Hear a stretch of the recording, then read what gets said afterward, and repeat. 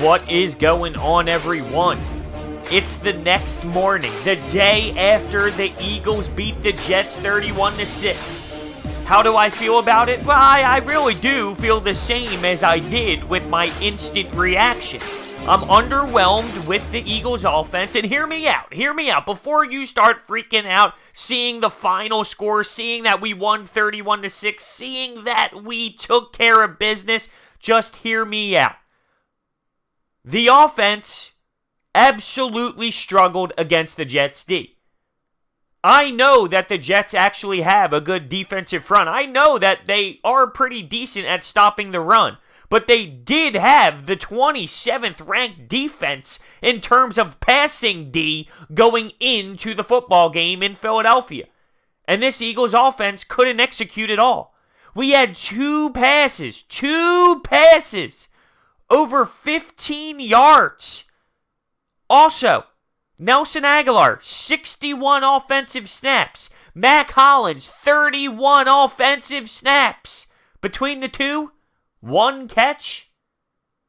Listen, I understand that we beat up on a bad Jets team, and going into the game, your mentality's not the same. You're not as amped up and focused as you would be against, say, Dallas or Green Bay. I know that. But that doesn't mean I can't look at what occurred yesterday afternoon, and I can't be a little disappointed on what happened offensively. Because we need to be better. We have to produce more than that if we want to beat the Vikings this upcoming Sunday.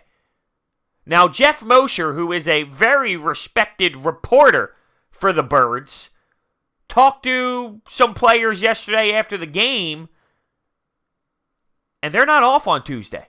They don't feel good about the way the offense played. Doug Peterson, post-game, he was ripping into it too. Think about it. Doug Peterson is the play caller. Doug Peterson is the bread and butter with this offense. Well, if he doesn't see this offense clicking against the 27th ranked passing defense in the National Football League, well, he's not going to sleep easy at night. So the Eagles internally know that they weren't good enough. They're frustrated, and they're not taking days off. Talk about accountability. Now, I love that. That gets me juiced up, knowing that this team wins 31-6, and internally in that locker room, they are not satisfied. They are going to make things better, because guess what? They do the same as I do. They do the same. They hold this team to a high standard. This isn't going to fly against good teams. And guess what? When games really matter, when it comes down to important moments in the season, you're not playing the New York Jets. You're playing a team that actually has talent on the other side. While I go off and complain about the offense, which I feel like is totally acceptable, by the way, we did what we needed to do. It was a snooze fest. We dominated. Well, defensively at least. Dominated. We beat up on that poor offensive line, which was one of my big keys before the game even started. We took control of them having a third-string quarterback that was lost, and I feel bad for the kid. He got thrown into a situation where he is so overwhelmed. And Adam Gase is on the sidelines, and he's lost. And I actually heard something funny. Adam Gase is on his third-string quarterback, right? He's banged up all over the place. His team is banged up all over the place. And they hit a big dive downwards. Huge! How about Frank Reich and those Colts? You lose Andrew Luck because he retires, right? How about that? Frank Reich is a beauty going for it on fourth downs in Kansas City. I loved it last night on Sunday Night Football. But his team didn't take a dumpster dive, right? I mean, that's the difference with great culture. And Frank Reich and Doug Peterson's culture are really, really similar. I love watching Frank Reich on the sidelines. But this isn't about Frank Reich. I just had to throw that out there. That take was more telling you how brutal Adam Gase is. And I'm so happy that he is not here in Philadelphia because his name was thrown out there all the time when the Eagles were looking for a head coaching gig. But anyway, let's get back to the game here. I think it's okay to look at this offense and be disappointed. We scored 17 points as an offense. I know that the run game opens up a lot, and when you look at the Jets, they did a good job of stopping Miles Sanders. Jordan Howard had a better game than Sanders, but they did a decent job at stopping the run. It wasn't this big explosive day for the running backs like we saw in Green Bay. And I know that affects how the offense runs. But once again, the Jets' corners, you can argue, in the same boat as us. A dumpster fire. For Carson Wentz in this offense to not be able to create anything, it bothers me a little bit. And everyone brings back the fact that Deshaun Jackson's not here, and I get that. Trust me, I know. I understand what his value is. I know what a man can really do to this offense when you have speed. When the other team's defense needs to respect your speed. We have no one that can go outside. We have no one that can literally be a deep threat and get past that secondary, and that factors in a lot.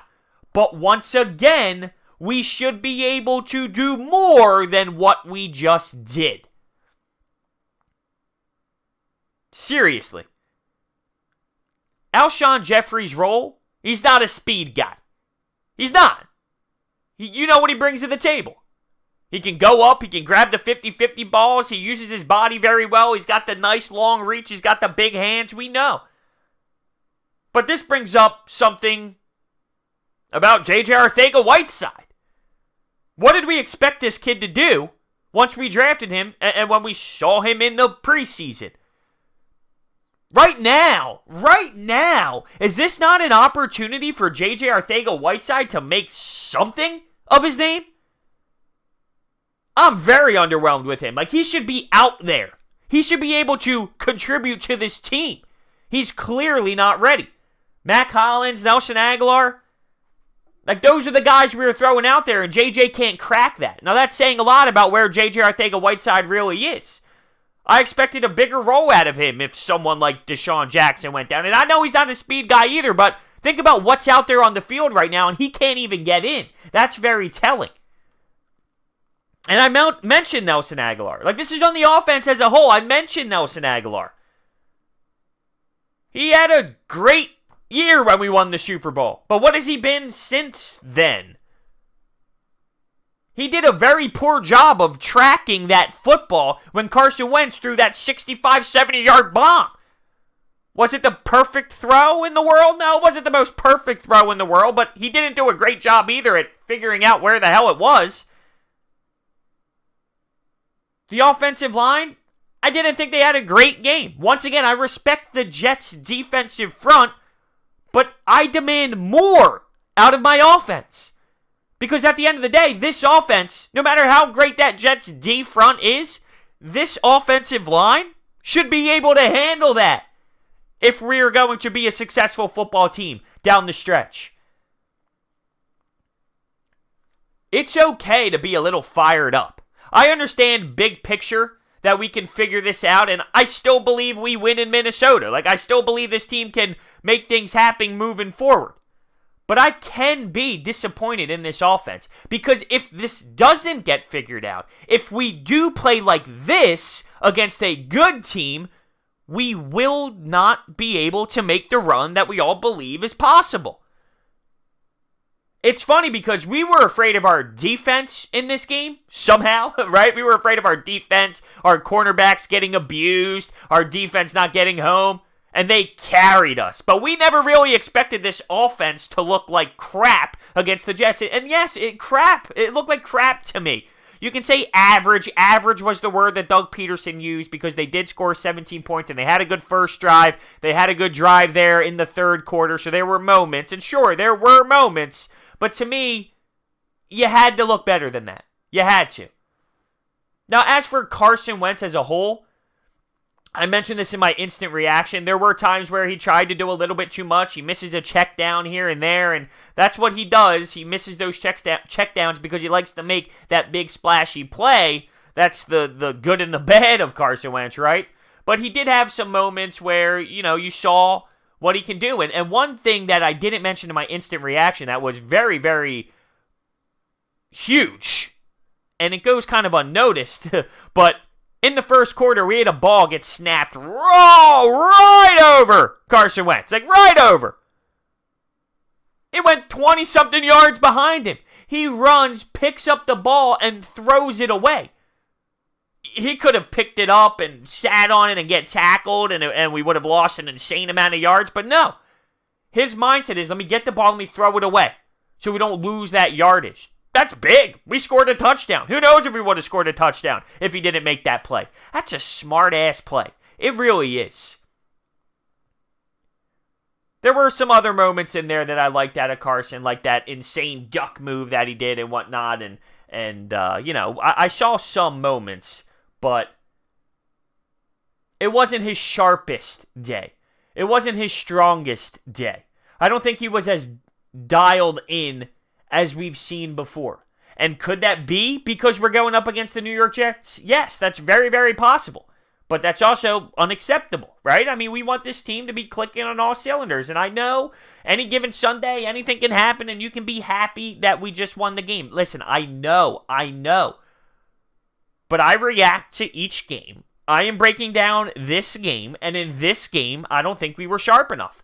The penalties. The penalties were a big-time factor. With 9 penalties, and we have illegal men downfield. We have poor blocking, one by Darren Sproles that costed us penalties on a drive that actually started around the 50-yard line. We started to get pushed back.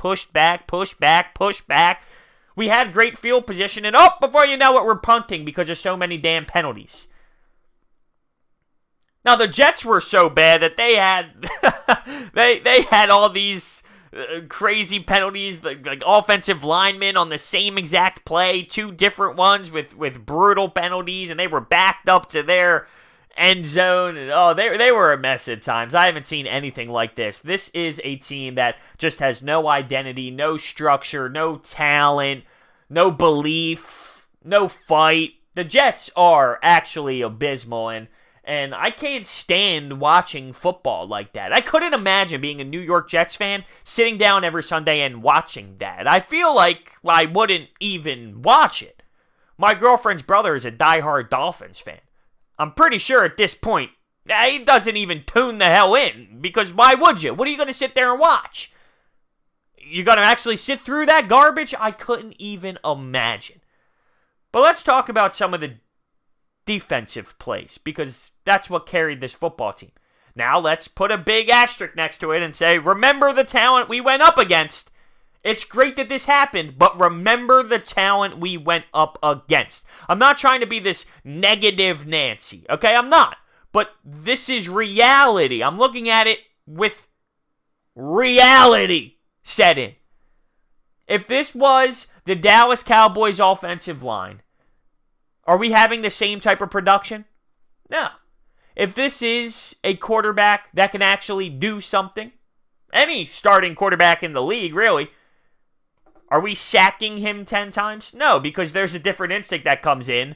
There's a different skill set. There's understanding the pocket. There's being able to read the progressions. Everything is completely different when you play a team that actually has talent. And even Malcolm Jenkins stated that after the game. One of his quotes I thought were very interesting. You can't, right? Because this happened, you can't just assume that 10 sacks, that's going to happen moving forward.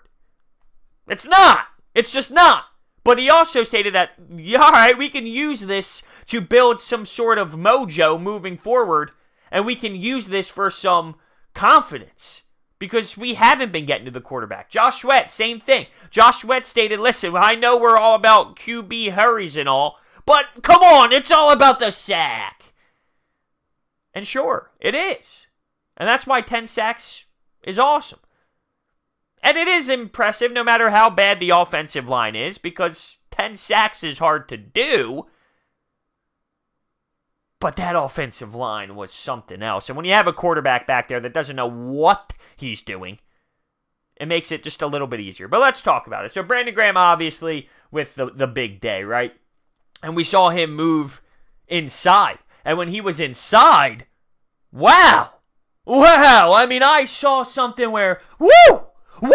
I had a little jolt in me. because I thought it was so impressive. I thought it was so fascinating what he was doing on the inside. I'm a big fan of that, and hopefully we can continue to do that moving forward a little bit here and see how he can really progress there, because I've seen him be successful in that role before. And I would really love to see that happen again, that type of performance, a 3 sacks. Oh yeah, let's go. Rodney Mcleod with an interception, and I loved Rodney McLeod's game. I really did. Before that Nate Gerry interception, where he took it to the house, Rodney Mcleod made a big-time stop. He was all over the place. He was shadowing Le'Veon Bell. I thought Rodney McLeod had a fantastic football game. Him and Malcolm Jenkins back there as the safeties, they are something special. They are really unique back there, and they're game changers. Rodney Mcleod has been raising my eyebrows with his play as of late. Keep in mind, he went through a brutal injury, a little bit of a slow start there to get his feet back under him, but Rodney Mcleod is moving all over the place. He's flying around the field. He's very noticeable. Big fan of what Rodney Mcleod has done, and he ended up getting paid off with that interception. And obviously, I talked about that Nate Gerry pick 6, which was a great read by him. I mean, bang, he just jumped it. Boom, brought it to the house. It was cool to see a lot of guys get on the stat sheet because we use a lot of defensive ends. We use a lot of defensive rotation players, right? They were all getting on the board. Hassan Ridgeway even recording a sack. I mean, come on. Hassan Ridgeway, Deshaun Hall, Barnett, Sweat. Unreal. But the biggest one, you could argue, was Scandrick. Talk about a veteran guy who was sitting down on the couch watching football over the last few weeks, and he's making a play where he's dad strength, give me that football, as he's high-stepping down the right sideline to get into the end zone. How about it? Now, I need to see him go up against real talent before I see what he can really be. I know before in this league, he got ripped on a lot by the Philadelphia Eagles fans, considering he played for Dallas, and we ripped him apart there all the time for saying he stinks, so I got to keep the energy 100, right? He's here right now. Did he just change into an elite corner because now he's on the Eagles? No, I can't say that. But people are hoping that he can turn into a Cravon LeBlanc type player. Maybe he can give us something, considering we have nothing there. But once again, we will see when we play a real football team. Now, are the Minnesota Vikings a real football team? We will get through that and discuss that as the week goes on, of course, because I can argue that Kirk Cousins really isn't an elite threat throwing the football either, but that's for another day, and we will get into that. So, yeah, I mean, listen, the defense was the shining star. There's no denying it, but it's just a really weird game because all week long, there was no juice for it. There was no hype for it, really, because you knew how bad the Jets were. You had some fans skeptical, though, but any given Sunday, you never really know. We've never really seen this team dominate and be elite in a while. Yeah, but my response was always, it's the Jets. I don't think you're understanding how bad they really are. Awful. They are awful. By the way, the Dallas Cowboys lost last night to the Green Bay Packers. Yesterday afternoon, actually. Well, they battled back. And then I'll say, yeah, they battled back. I know that there's no moral victories, but at one point it was 31-3, and the Dallas Cowboys battled back and made it a really hard game for Green Bay to pull out there late because the momentum was in Dallas's favor. And don't lie to yourself. You were sitting there as an Eagles fan saying, ooh, they might do this. They might actually come back. And that's with Dak throwing 3 interceptions already. I know I was sitting there at least saying that. I was. But they didn't have enough. And Jason Garrett's blowing up on the sidelines, throwing the flag down, getting penalties and whatnot. We are now sitting at the top of the NFC East with a 3-2 record with the Dallas Cowboys. It's funny. They go 3-0. They play the Redskins, the Giants, the Dolphins. They see Teddy Bridgewater, a backup quarterback in New Orleans. They lose. At home, they see Aaron Rodgers and this defense from Green Bay, this new and improved defense. They struggle. They lose. And now it's a completely different narrative. A completely different narrative for that football team. Now, I'm not going to sit here and tell you that they stink, they're horrendous, they're abysmal, Dak Prescott's the worst. I'm not going to say that because they did show fight. They're not just going to lay down and die because they lost 2 football games. Realistically, I don't look at the Eagles and say that they're insanely 100% special after beating... come on, I just ripped them apart after beating the Jets, right? Like, there's flaws in the Eagles as well. There's flaws in the Cowboys as well. There's flaws in both football teams. But it's big that the Cowboys have lost 2 games against teams that are actually good, above average, that have talent, that know what they're doing. While you have the Eagles beating Green Bay on the road. While you have the Birds taking care of business against teams that aren't necessarily just the Giants, the Redskins, the Dolphins, right? Because that Green Bay win on the road is impressive. It really is, and we'll see what this team is made of moving forward. Now, speaking of Carson Wentz, he hasn't thrown an interception in quite some time. Doug Peterson discussed how, they're smarter with the play calling. They're putting Carson in good positions. They're drawing up good plays, so he doesn't put himself in a position where throwing an interception is a high percentage. And that can't go unnoticed, that Carson Wentz has a really good percentage right now in terms of not throwing an interception. Does that not change the game? Are turnovers not a big portion of this game? Well, you have your quarterback right now not giving the ball up, not throwing it to the other team. That can be very beneficial for this team moving forward if he can continue to keep it up to this degree. Of course, interceptions are going to happen. Obviously, that's a part of the game. Even if it's a tip ball that goes up from your receiver who doesn't catch it, which with this football team can clearly happen. Another team ends up getting it. Stuff like that happens, sure. But Carson has done a really good job so far with keeping it in our possession. My final thoughts here. Oh, by the way, before we get into my final thoughts on everything, Jay Gruden got fired today. We're going to keep it in the NFC East. Jay Gruden got fired today. He got called into the office early in the morning. 5 a.m. Hey, get yourself here. Hey, you're fired. Oh, the Redskins are embarrassing. Now, it's the right move, don't get me wrong, but what are they going to do from here? Do I trust, if I was a Redskins fan, that they're going to be able to even hire the right guy? Jay Gruden lost the locker room. Jay Gruden stinks. It is what it is, but now you got to trust this organization to make the right moves moving forward. I don't see that happening, but it's the right move. That locker room is completely lost. There's a disconnect between what quarterbacks should have played. Dwayne Haskins, Colt McCoy.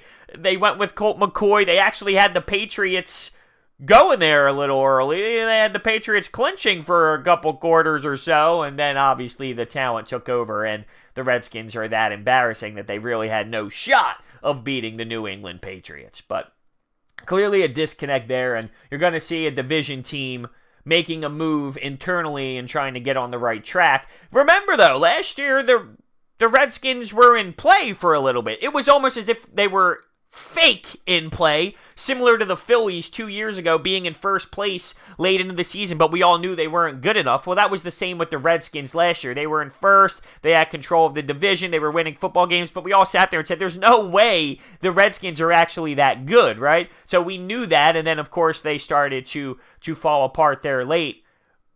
Whew, they have some problems there, without a doubt. But anyway, let's get away from that and just kind of sum up how I feel here. When I talk about this game as a whole, knowing the talent that we went up against, I can't sit back and not put that in perspective. I have to put that in perspective because it matters, because it means something in regards to the outcome of this football game. If we did that against the Kansas City Chiefs, it's a lot different than if we did that against the New York Jets. Is that not fair to say? It is fair to say. If we did that against the New Orleans Saints with a healthy Drew Brees on the road, would that not mean more than what we just did against the Jets? Yes, it would. So that is my point. You do need to factor in the Jets. And I can be harsh, and I can be thinking about this with a mindset of, I expect more. But it's okay to be that way. It's okay to look at that offense and say, you know what? I know this football team won 31-6. I know this offense put up 17 points. I know this defense dominated an embarrassing New York Jets team. But I'm allowed to take away from this football game that I want more out of my offense. I wanted flow. I wanted rhythm. I wanted first down, first down, first down. I wanted the drive that I saw early in the game to start us off to get on the scoreboard. We were converting on third downs. We converted on third downs on that first drive. Well, what happened in the rest of the game? We weren't converting on third downs at all. Now, penalties played a factor. Not executing played a factor. Absolutely. But we are successful as a football team because we have an offense that can convert on third downs. When we won the Super Bowl, did we not convert on third downs at an elite clip? We are really good at that. Seriously, at the top of the league, we are good at converting on third downs. Well, take that away from this team, and what happens? You don't get drives that move downfield. You have to punt the football. I didn't like that. If we are going to want to beat down on good football teams, we are going to have to convert on third downs. We are going to have to keep drives alive. We are going to have to move downfield. It would be nice to have a deep threat. It's a lot easier to defend these guys where the field is almost shrunk in half because no one's going to be able to go over the top. Isn't there someone, like Nelson Aguilar can't catch a football, but he at least has speed. We've tried this so many times, though. Putting him on the outside, it's not as effective, and he's nowhere near as good. We have to keep him in the slot. I've seen Matt Collins in the past, once in a blue moon, blow over the top. Could that have not happened against this Jets cornerback core? I don't know. But speaking of cornerback core, with the Eagles, we're going to have Jalen Mills come back soon because he's going to be able to come off that PUP list. And who knows what Sidney Jones is going to be able to provide. Now, he was dressed for this game but didn't play. He was dressed essentially as an emergency go. Now, last week, he ended up getting a hamstring injury because he got torched. And every time he gets torched, magically, here comes a hamstring injury. So once a hamstring injury comes, he's going to sit out and he's not going to play and whatever. But this secondary or this cornerback core can look a little different as the weeks go on. It doesn't look like Ronald Darby is going to come back anytime soon. Deshaun Jackson's health is still up in the air. I don't know how serious it is. I'm thinking it's way worse than we all assumed, obviously. Are they going to try and force him to come back early? Probably not. Maybe we see him after the bye. I keep seeing all these conflicted reports on where he really is and where his status is. I'm going to take a safe route so I don't get emotionally all tied up and emotionally excited. I'm going to say that maybe it's after the bye. So then if it's any time before that, okay, I'll feel pumped up. But if it's after that, well, that's what I expected. I'm essentially playing it safe so I don't get upset, so I don't get hurt. You know what I mean? All right, so that's where I'm at here. There are plenty of fans that disagree with me completely, and they see the final score, they see that it was a blowout, they see that this team that we played in the Jets are just bad. We're happy with the win, we move on. That's a way to think about it. I see it more on, I want to look at my team, I want to see how we produced. It wasn't good enough offensively in my eyes, and I need this team to have more flow. I need this team to be dialed in more. I don't care that it's against the New York Jets. Be dialed in more. They had the 27th ranked passing defense. We need to execute more than that in the passing game. And Doug Peterson knows. That's why he's frustrated. That's why he was annoyed after the game and he answered the questions the way that he did. It's not just me. You have the guys internally thinking the same exact way because they know that they should be better. All right, well, here we are, 3-2, top of the NFC East with the Dallas Cowboys, and we have a big game in Minnesota coming up. All week long, we will prepare ourselves to discuss that game. We know how much we hate the Minnesota fans, right? We definitely do know. So there's going to be some involved in that game. But you also have Minnesota somewhat blowing up internally. Now they just beat the Giants, but Kirk Cousins is a bum, and Thielen and Diggs are disappointed right now. So it's just interesting knowing that they have some feud internally. But they did beat the Giants, and essentially that can help us, because if they were to lose to the Giants, they'd have an extra sense of their back against the wall at home, but they won, so maybe it's not as tight in the locker room, if you will. Thank you guys so much for listening. I really do appreciate it, and I will see you next time.